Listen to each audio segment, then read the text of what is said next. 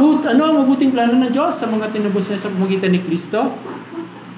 Ay mamuhay tayo sa pananampalataya na sinusubok upang tumatag at maging dalisay. Living by faith. Una, living by the living hope. Meron tayong tinatanaw. Pero ngayon, we live by faith. Kaya po sabi patuloy, nasa kapangyarihan ng Diyos ay iniingatan sa pamamagitan ng pananampalataya. Patuloy po yan. Iniingatan tayo sa pamamagitan ng pananampalataya. Pero yung po pananampalataya nating tugon sa initiative ng Diyos na tayo pagpalain, na tayo i-provide na ating mga kailangan. Sa ikaliligtas na nahanda upang ihayag sa huling panahon. Ngayon, yung ikaliligtas po yan ay, yun na po yung sanctification and then yung glorification. Yung justification, tapos na po yun sa ating mga mananampalataya. Na ito ang inyong totoong ikinagagalak. Bagaman ngayon, sa sandaling panahon, take note of that, sandaling panahon, temporary lamang po ang mga pagsubok. Kung kailangan ay pinalumbay kayo sa mulit-muling pagsubok. And then sabi po sa verse 7, upang ang pagsubok sa inyong pananampalataya na lalong mahalaga kaysa ginto na nasisira, bagamat ito'y sinusubok o dinadalisay. So in view po ng gold, di po ba na ito'y nire-refine 7 times sa fire, para maalis yung mga hindi gold at talaga ma-purify.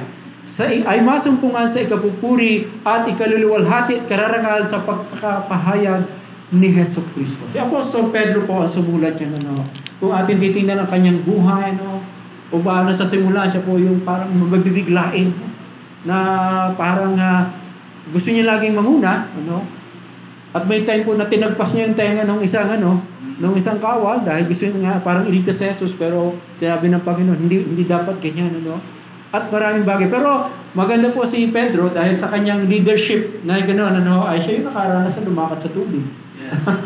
Dahil gusto niya, kaya naman siya ang naging pangunahin sa mga alagad. Pero siya rin po nakaranas sa matitinding challenges. Dahil siya rin ang nagtatwa sa Panginoon Jesus ng 3 beses. Diba? Hanggang sa tumilaw ang manok.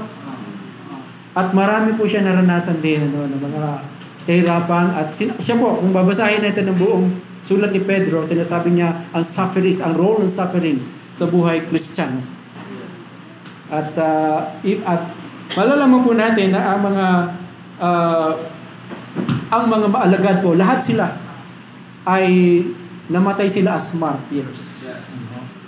Iba't ibang nga lang ng mga paraan, pero lahat po sila ipinatay. Ibig sabihin, dahil sa kanilang pangaharap. Yun po yung ultimate nilang offering sa Diyos. Kahit naman ang mga propeta sa lumang tipan, ganun din. Pagka nagpapahayag ka ng salita ng Diyos, lagi may mag-o-oppose sa iyo. Dahil mga inuudyo ka ni Satanas para ikaw ay pigilan. Pero, magtatagumpay ang salita ng Diyos. So, i-picture po natin na tayo, ang ating pananampalataya po ay itinutulad na higit pa kaysa ginto. Ito po yung dahilan ng Diyos. Kaya tayo pinadadaan sa mga pagsubok. Pinupurify niya ang ating pananampalataya, ang ating tiwala sa Kanya, ang ating karakter. Kaya naman, sabihin kung sa ginto, kung ang ginto ay makaka-aray, aray kay aray. Sa tuwing siya ay iladaan sa apoy, para lang i-purify. Tayo rin po, natural po na tayo masasaktan, tayo ay malulungkot sa mga pangyayaring hindi maganda sa ating buhay. Bawat isa po sa atin, may kanya-kanya tayong mga karanasan. At minsan ay parang gusto na natin sumuko, di ba?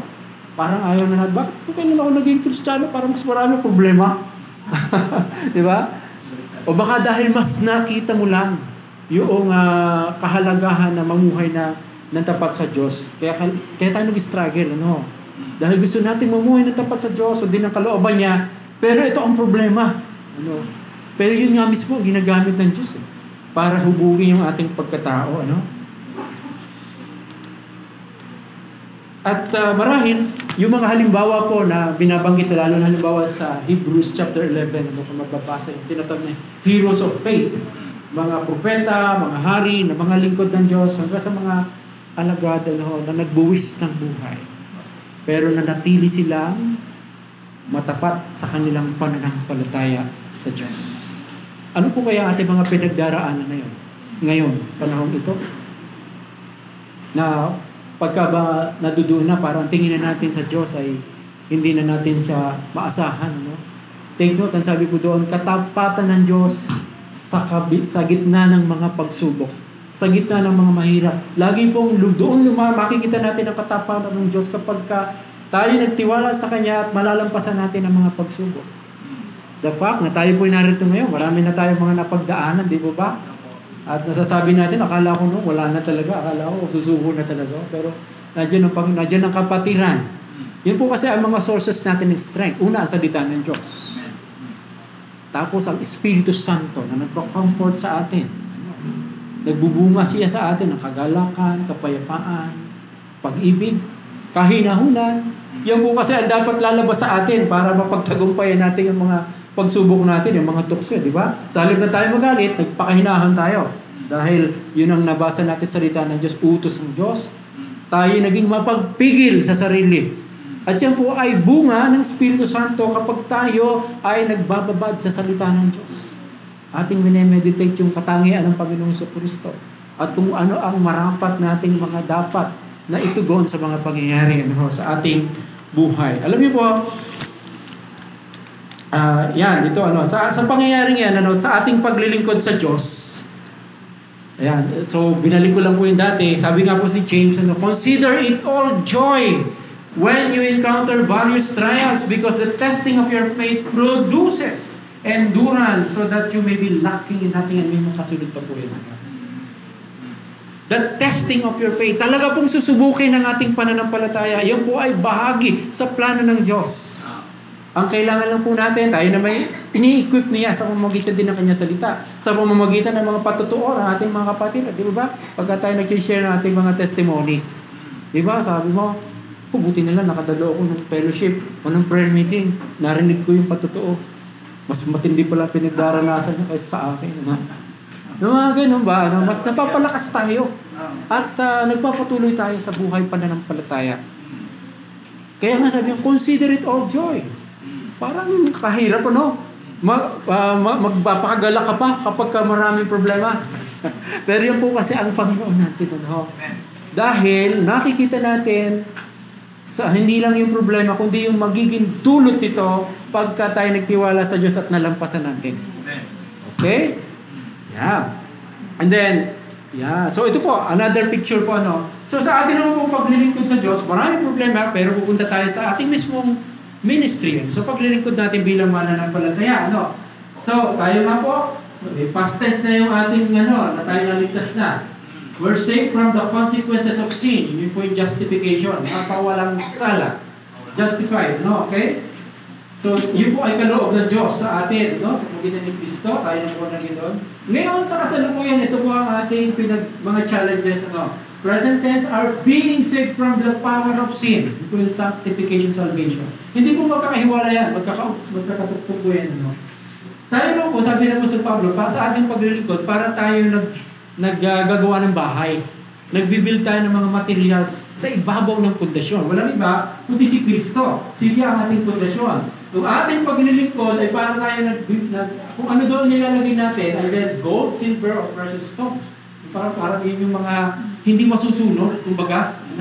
O kaya ay naglilingkod tayo na wood, hay, and straw ating nilalagay. Yun naman po yung mga masusunog. Paano po yun? Depende po yan sa ating ugali. Kung tayo pinaglilingkod na may katapatan o pansarili lamang. So, yun po sila. Kaya sabi ni Apostol Pablo, mag-iingat kayo kung anong inyong inilalagay sa pundasyon. Sabi yung uri ng paglilingkod natin. Yung quality. Bakit ba tayo naglilingkod sa Diyos? Para ba tayo ay sumikat? Para tayo ay patuloy na makilala? O sa iba pang paraan na makasarili? Hindi dapat kundi dahil sa pag-ibig sa Diyos at pag-ibig sa ating kapwa. Dahil sabi ni Apostol Pablo, kung ako man ay makapagsalita na kagaya ng mga anghel, may pananampalataya ako makapag-alis ang bundok, papunta sa dagat, pero wala naman akong pag-ibig. Bali, wala. Zero sa harapan ng Panginoon ng paglilingkod ngayon, Bigay ko man ang aking lahat ng kayamanan, o pasunog ang aking katawan, pero walang pag-ibig, wala rin. Kaya, ibig sabihin lang, yung mga gold, silver, precious stones, ito yung sa pag-ibig natin ginawa. Yan yung mga pundasyon. Pero ito mga wood, hay, straw, sa mga makasarili natin. Kaya sabi doon, tayo po kasi, pumipili tayo. Nasa sa atin pa rin po yung kakayanan pumili, magpasya. No? Yan po yung isang bagay na hindi naalis sa atin ng Diyos. Ever since, pamula kay Adan at kay Eva. At yan po ang dahilan, kaya po nagkakaroon ng kasalanan o pagsunod sa Diyos. Ano? Dahil sa kakayanan natin, kalayaan natin pumili. Pwede po tayo sabandot sa Diyos, pwede hindi. At yung po ay ginawa ng Diyos para maging genuine. Genuine ang ating pagsunod sa Kanya. Hindi para tayo robot na pinrograma tayo, click lang, ay lagi tayo masunurin sa Kanya. Dahil yun po ang pagiging tunay ng tao. At hindi po ino-overrule ng Diyos yung ating kakayanan magpasya. Kahit lalo na tayo maging mananampalataya, mas naging malalim pa nga po ang ating pananagutan sa ating mga pinipili. Dahil mas maliwanag na sa atin ngayon ang mga pangyayari, hindi kagaya ng hindi pa tayo mananampalataya, para mas naalipin tayo lagi ng kasalanan. Diba? Ngayon po, meron na tayong power to say no to sin. Dahil yun po, grace ng Panginoon sa tulong ng Espiritu ng Diyos. Pero pumipili pa rin tayo. At alam natin na kaya pa rin natin magkasala. Di ba? Nagkakasala pa rin po tayo kung yun ang pipiliin natin. No? Sabi niya, either sa ating will, either we persevere, endure, or renounce Christ under pressure. Pwedeng parang, kagaya ni Pedro na nagtatwa pa rin yung panahon na ito ay parang persecute ka na ng iyong mga kasama. Halimbawa, nagdadala ka ba? Nadadala mo ba ang Bible? Saan ka man naroon? Nagpe-pray ka ba bago kumain pagka sa public? Yung mga bagay na, o nahihiya ka na, buwan na din pala yun. So kahit ba nasa saan ka, ay kaya mong panindigan ang iyong pananampalataya. We can obey or disobey.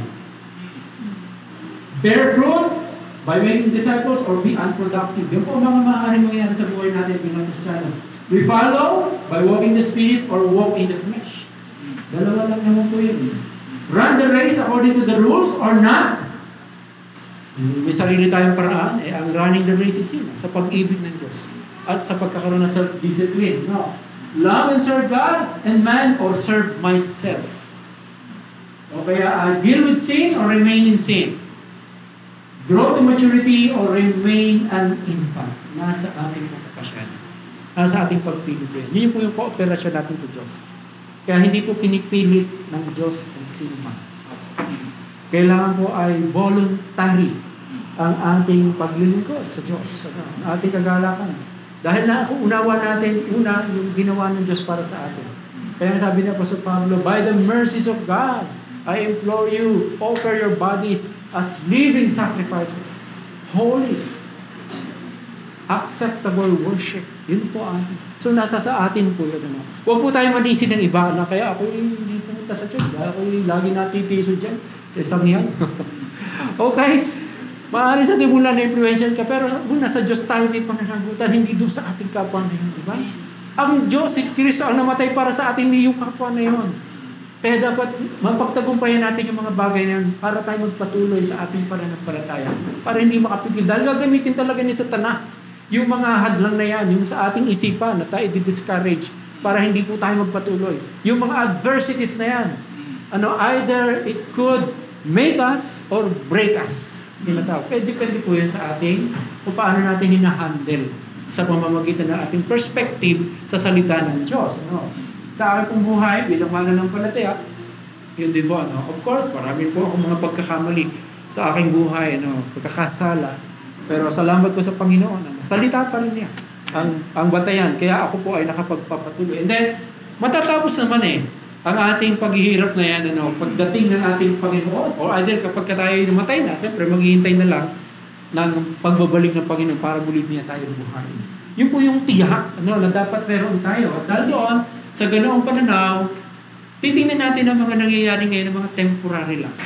Although mahirap, masakit, pero kakayanin na pagtagumpayan sa tulong ng Panginoon. Dahil sa ating Panginoon, tingnan din natin, may rewards, may crowns, may glory.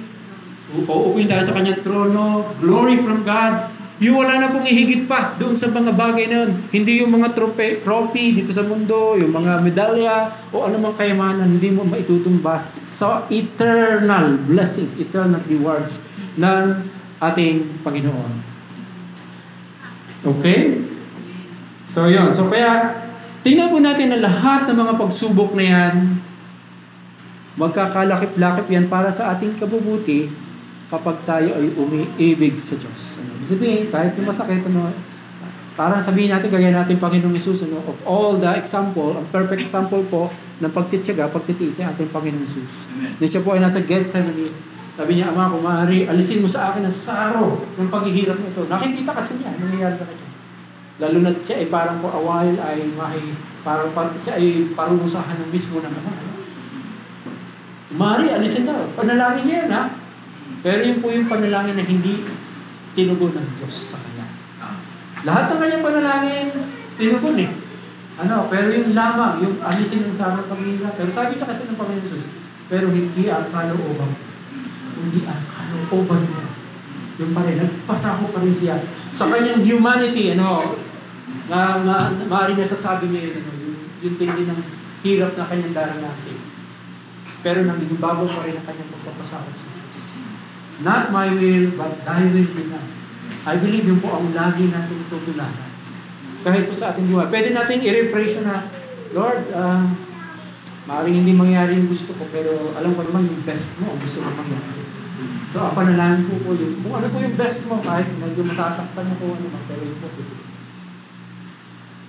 Siguro po on that part, may bahagi ko lang po, ako rin, marami po akong panalangin, maraming panalangin, hindi rin tinugon ng ayos. Naayon sa gusto ko. Halimbawa, yun nga po ako ay ma-ask ni Pastor na maaari ako makapag-speak. Sabi ko, Pastor, gusto ko sana. Parang namin ko yan. Pero nung time po kasi yun, ako ay nag-a-apply para sa visa. Dahil supposedly ako po ay bibisita sa aking pamilya sa Amerika for 2 months, November, December. Dapat nung asin ko pa ako umalis eh. Sabi ko pa sa tinan mo natin, kasi interview ko noong October, summer October. Ay, na-deny ako. Ayun, sabi ko, yung lahat ng aking plano, akin na ni-ready yung church, kung sino mga mag-i-speak, sino mga kanya. So, naka-ready na lang. Pero yung ba, hindi, ang sakit sa akin. Kasi nila pagkakataon. For 6 months na nahiwalay sila sa akin. And then yun po yung time na ang pinakadahil talaga, bukod sa magbakasyon sa kanila ay, dahil yung aking po 2 anak ay nag-aaral sa Navy. So, gagraduate yung isa rin ongoing naman. Yun lang yung time makasama ko sila kahit for a short period of time, 2 weeks, bago sila ma-assign for longer years. Kaya yun po masakit sa akin yung ganun. And then nakikita mo sakit, parang dito sa nag-interview sa iyo, pag di ka pinapaniwalaan, nagsususpect sa iyo, parang nila na hindi na ako babalik. Yun po yung Of course, naunawa ko naman yung role nila, kaya lang, parang sakit pa rin isipin na hindi pala ubra din ang pagiging pastor. Yun po. Pero alam niyo po, talagang masakit sa akin. Pero nasa tuloy na Panginoon, process ko po. Process ko. At sa totoo, nagdalawa po akong attend at parehong deny. The following week, baka hindi lang ako naintindihan ng interview. So, gumastos po ako. Pero dahil kahit gumastos, dahil ang kagustuhan ko ay makapiling ko ako. Bakit? So, dalawang bagay, iniisip ko na. Kasi bakit pinidili naman. Susumbain ko ba itong mga ito? Or pagpapalain. Alam niyo po, ang pareho ko sinabi sa dalawa, God bless you. Yun ang buhay ko sinabi sa dalawa. Pero, nadarama ko pa rin yung kalungkutan hanggang ngayon, pero pas pinili ko po na ipailalim sa Diyos. Lord, hindi mo pakalooban. Pinalalangin naman ito na napakarami.